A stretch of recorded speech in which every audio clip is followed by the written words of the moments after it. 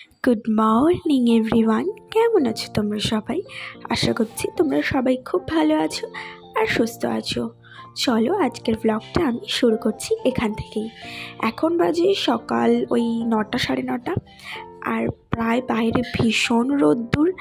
আর রোদ্দুর থেকে তো আমার মনটা খুব খুশি হয়ে গেল, কারণটা তো তোমাদেরকে বলেইছিলাম, রোদ্দুর উঠলে মন এমনিই ভালো হয়ে যায়। তার কারণ এত জামা কাপড় কাচা থাকে, এবার যদি সেগুলো কাচাকুচির পরে রোদ্দুর না ওঠে সত্যিই মনটা অনেক খারাপ হয়ে যায়।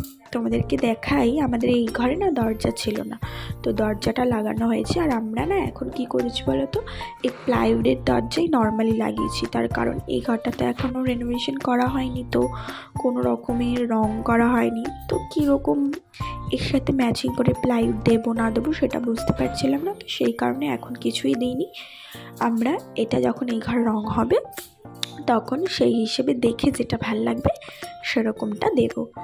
তো যেহেতু ঘরের রং হচ্ছে, এই দরজাটা লাগানো হয়েছিল, তো এই যে সাইডে যে র্যাকটা আছে না জামা কাপড় রাখার, তো এইটাকে না আমি একটা চাদর দিয়ে ঢেকে দিয়েছিলাম। কেন বলো তো, ওই দরজা কাটার সময় প্লাইউডটাকে না ওরা কাটে, তো তখন প্রচণ্ড ধুলো ওড়ে।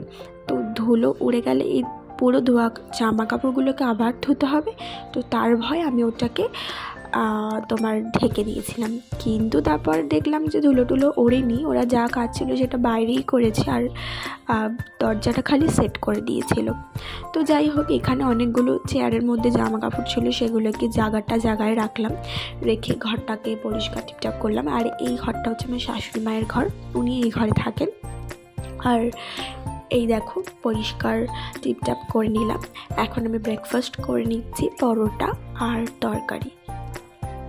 আজকে রান্না করব উচ্ছে দিয়ে আর কুমড়ো দিয়ে ভাজা। তো উচ্ছে কুমড়ো ভাজা খেতে আমার বেশ ভালোই লাগে।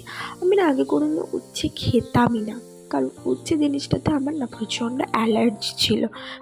উচ্ছে দেখলেই বা উচ্ছের মতন এরকম ডিম বা তেতো জিনিস দেখলেই আমার একদম একদম ভালো লাগতো না। বাট আমি আমার একটা বান্ধবীর বাড়িতে গেছিলাম, তো ও আমাকে ওর বাড়িতে উচ্ছে ভাজা খাইয়েছিল, আর সেটা খেয়ে আমার বেশ ভালো লেগেছিলো। তারপর থেকে এখন আমার আর অ্যালার্জি নেই, আমার বেশ ভালোই লাগে খেতে। রান্না করতে করতে এদিকে বাসনটাও মাজা হয়ে গেছে, আর জাগার জিনিস জায়গায় রেখে দিচ্ছি।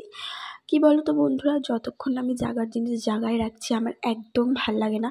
মানে রান্নাঘরটা অগোছালো, শুধু রান্নাঘরই না, নিজের ঘর দোয়ার টিপটাপ করে রাখতেই আমি বেশি স্বাচ্ছন্দ্য বোধ করি। তো চলো, তোমাদের সাথে বকবক করতে করতে এদিকে আমার রান্নাটাও প্রায় হয়ে যাচ্ছে। এখানে আমি ভেন্ডি দিয়ে আলু দিয়ে একটা তরকারি করে নিলাম। এরপরে স্নান করে ডিরেক্ট আমি ঠাকুর পুজো দিয়ে নিয়েছি। আর তোমাদেরকে তো বলেইছি, এই জায়গাটায় আসলে আমি একটা শান্তি পাই আলাদা। তারপর জানো তো বন্ধুরা, আর ভিডিওই করা হয়নি, শরীরটাও তেমন একটা ভালো লাগছিল না, তো সেই কারণে আর ভিডিও করিনি। তো রাত্রিবেলায় বড়বাবু ওই আমাদের যে অকেশনের যে পেনড্রাইভটা, তো সেটা দিয়েছিল। আর ল্যাপটপে, যদিও ল্যাপটপটা আমাদের না, ওর একটা ফ্রেন্ডের, তো ল্যাপটপে আমরা ওই তোমার এই ভিডিওটা দেখছিলাম। কী বলো তো, যেই মুহূর্তগুলো কাটিয়ে এসেছি সেগুলো যখন একটা জায়গাতে মানে বন্দি করা হয়, মানে ধরো এরকম ক্যামেরা বলো, ফোন বলো, সেই মুহূর্তগুলো না দেখলে আবার মনে পড়ে যায় যে হ্যাঁ, তখন আমরা এই করেছিলাম বা এরকমভাবে এনজয় করেছিলাম। যেমন দেখো, আমার মেহেন্দি সেরিমনির যে ভিডিওটা আছে, এটা দেখে আমার সব মনে পড়ে যাচ্ছে, মানে কী করেছিলাম না করেছিলাম। আর এর ডেটটা ছিল ডিসেম্বরের 14 তারিখ, আর 15 তারিখে আমাদের রিসেপশনের একটা অনুষ্ঠান করা হয়েছিল। তো এই যে আমার বান্ধবীরা সবাই মিলে খুব এনজয় করেছিলাম। ভিডিও দেখতে দেখতে প্রায় রাতের দিকে আমরা চলে এসেছি।